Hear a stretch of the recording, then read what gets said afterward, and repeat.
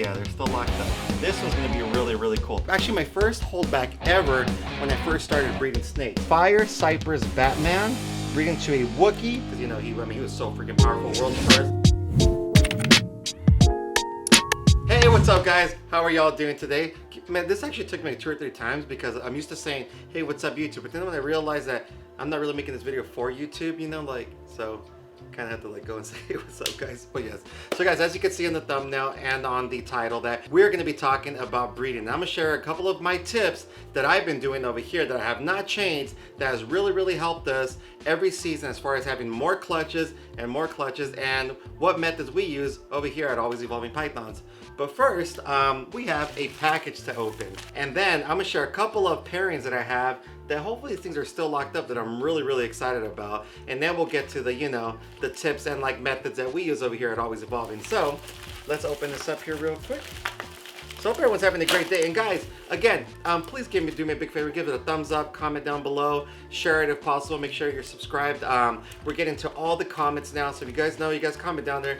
They're replying to all the big homies and the big homie females. But yeah, all right guys, so let's see what we got right here. So this actually came from some really amazing people right here. This is from Jar Pythons. Again, all their information is gonna be on the description down below. Again, Jar Pythons. Oh snap, it's a paddle to smack someone with? Damn, Turtle, you are in trouble. Oh promise? Damn, you are in trouble. Is it a paddle or is it a cutting board? I could definitely use a cutting board. Dude, this is freaking sick. It's a paddle, what I think it is. Look at that. How freaking sick is that? Look at that, Jar Pythons 2021. Dude, this is so sick, man. Thank you guys very much. I believe if it was a paddle, I'd put a couple of holes in there so when I'm striking someone, there's more air coming and whack. And that's what I was told. But yeah, what is this? Is this a paddle? Cutting board? What is it? Puzzle? Oh no, it's a paddle. Guys, comment down below. Jar Pythons, man, thank you guys very much. I really appreciate this, man. This is so freaking cool. And this will be going up on our wall. Maybe we should do a vlog on all the stuff that we have and just show our whole little wall on it, huh? That'd be pretty sick. Definitely. All right, guys, I'm gonna put this away and let's get to these awesome pairings. Damn, Jar, I almost freaking like cut you guys short. We got 2 envelopes. All right, so let's see. We have one for Miguel Garcia and Mr. AEP. So that's both for me, right? Yeah. Sam Miguel Garcia. I think so. Well, I'm not Mr. AEP. Oh my gosh, look at these. Dude, that is so freaking cool. Look at these stickers. Sorry about all the mess, guys. We're just gonna put them all right here. Look at that, Jar Pythons. How freaking sick is that, man? And here's our card right here. See what it says. We were big fans of your vlog. My husband has been watching you for years.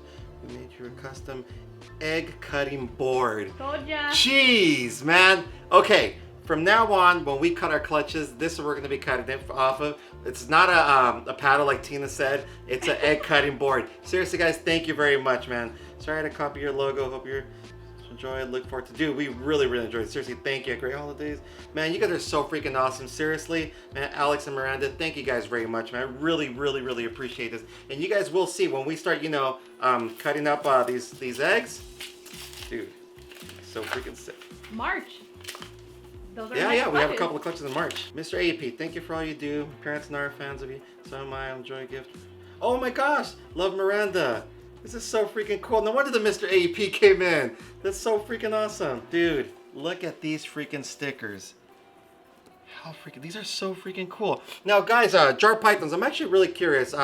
What's the whole concept with the jar? If you guys could comment down below, please let me know. I'll definitely pin you guys because I'm pretty sure a lot of people are gonna wanna know what the whole reason behind Jar Pythons is. Alright guys, now let's get to these awesome pairings. So the reasoning behind this vlog is I've been reading a lot of the comments. A lot of people have been asking me, how many times do I pair my males to my females, or what I do, what our method is. It's actually very simple. I'll run that through you guys here shortly, but I want to show you guys these cool pairings that we have. I'll show you a couple of them. So hopefully they're still locked up. Let's see. Oh yeah. So right here, I believe we talked about this recently. Right here we have a male yellow belly, double het, sunset, desert ghost, breeding to a female double het, sunset, desert ghost. And you can see right here, we have more females. These right here are inchy. Look at that. Here's another one. Really excited, man, to see the Desert Ghost Sunset. That's gonna be a killer freaking combo right there. Then next, we have a red stripe. Well, let's see if they're locked first before we get to the pairings.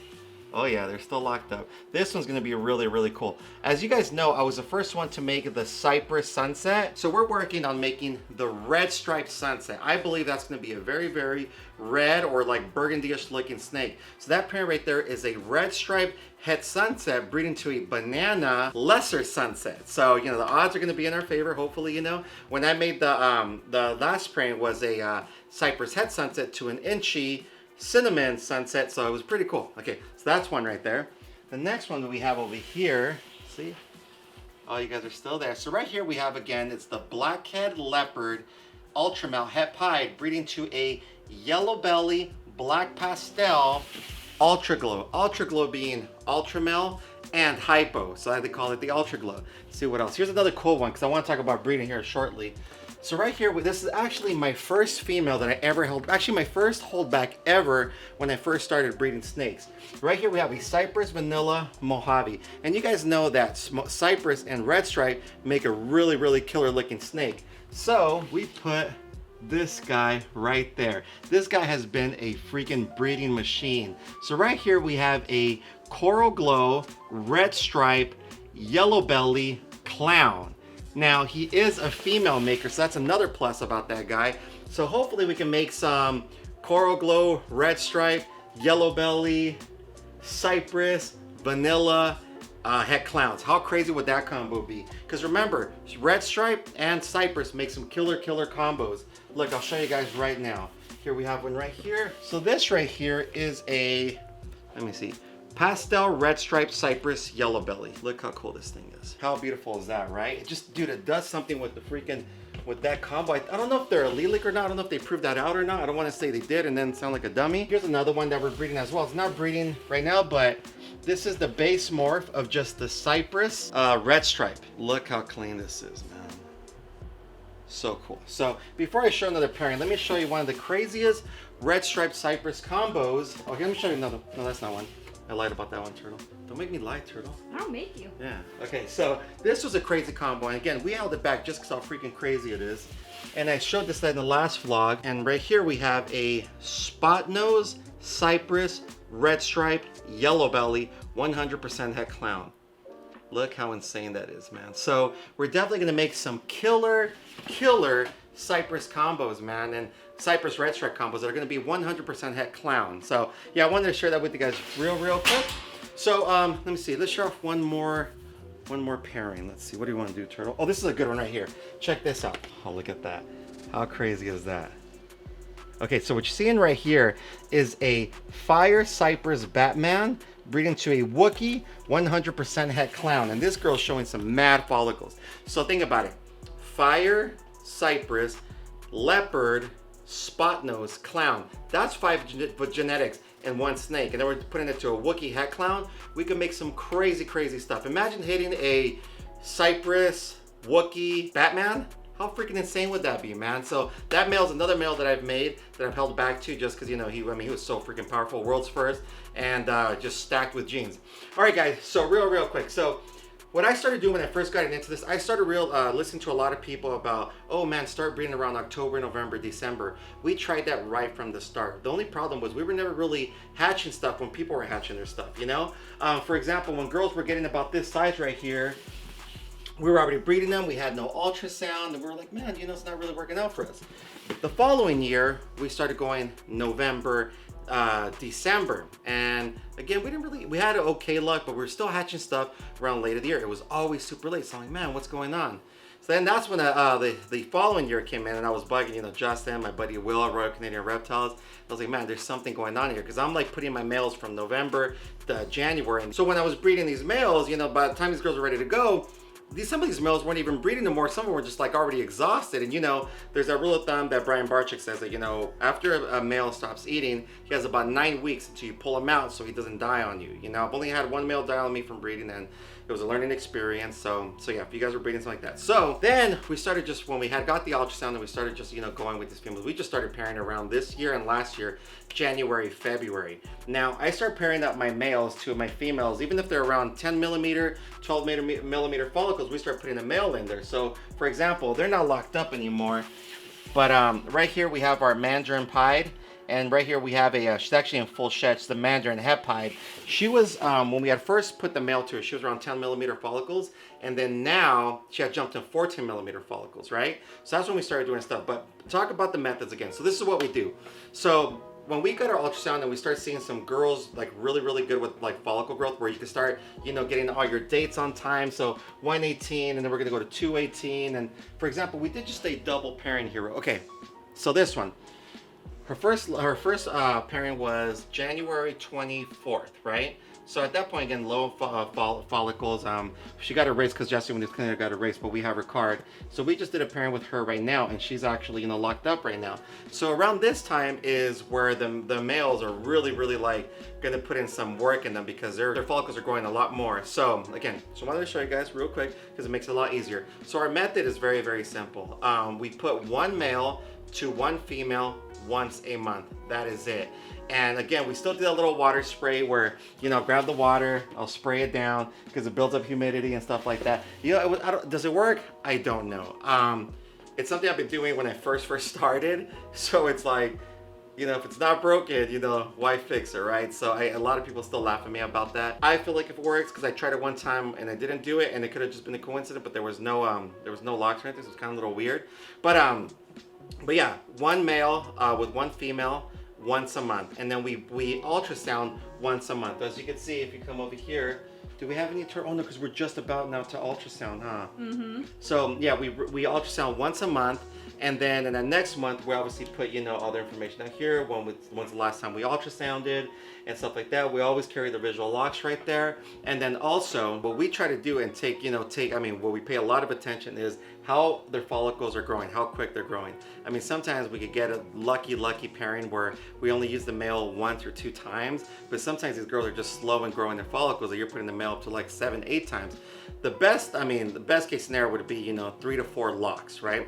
Now, a lot of people always ask me, when do you know, if you have an ultrasound, I'm going off of ultrasound because I don't know how to palpitate or any of that stuff, but what people always ask me is, when do you know when it's the last time that your male should go in with that female? So what we learned, again, from the people that I know, like the Justins and just a lot of other people, is the crucial time is from 18 to 25 millimeter follicles. I definitely want to get, you know, at least one pairing around that time. Now, once they're over 25 millimeter follicles, like for example, come over here, where's that female? For example, this one right here. Okay, so here's the double one that we got, 215, right? So we had just ultrasound this girl right here, 24 millimeter follicles. That's 2 locks. You know, it's just one of those times where it's super lucky. Lavender albino pied breeding to a desert ghost pied. She was at 18 millimeter follicles. Now, if females were like this all the time, I mean, dude, I could run a male up to like 15, you know, 20 females. My record so far is one male has done 12 females. That's my record. He never stopped eating. He was just a really good breeder. So again, 24 millimeter follicles. So by 315, we know for a fact that this girl is going to be around 30 something millimeter follicles. So we're going to pair that male with her one more time. After she's pairs up one more time, because she kind of stopped going off of food, so that's usually a good sign. Once you pair her up one last time, then what we do is obviously we put over here, it'll be at 33 or plus millimeter follicles. We put the last lock right in there. Then we put a big X on her. So then we're just pretty much waiting for the ovulation. Then we wait for the prelay shed. And then we're like, all right, that girl's gonna be going for sure. So that's how we do our parents over here. It's not, you know, that's super crazy. I wish we were more specific and had our cards right here. But what we do is, you know, for example, we got this girl right here. After we're done, we grab our phone. We come over here, we take a picture, we put it on our cards, and we then put it on our system. We use, what's it called? Dry erase marker. Dry erase marker, so that, you know, if you come in, you can definitely just clean it out. It has been working for us really good. That's the method that we keep on using. Again, it's not that hard, guys. One male to one female once a month. We ultrasound once a month, and we always ultrasound on the same day. If we do it on February 15th, we're gonna do it on March 15th, and so on. And so, I mean, you might skip a day or two if it just lands on the feeding day or not.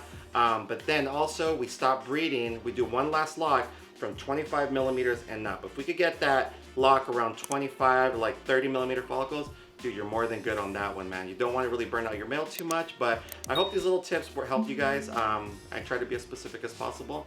But as always, guys, we appreciate all the support. Till next time. Peace.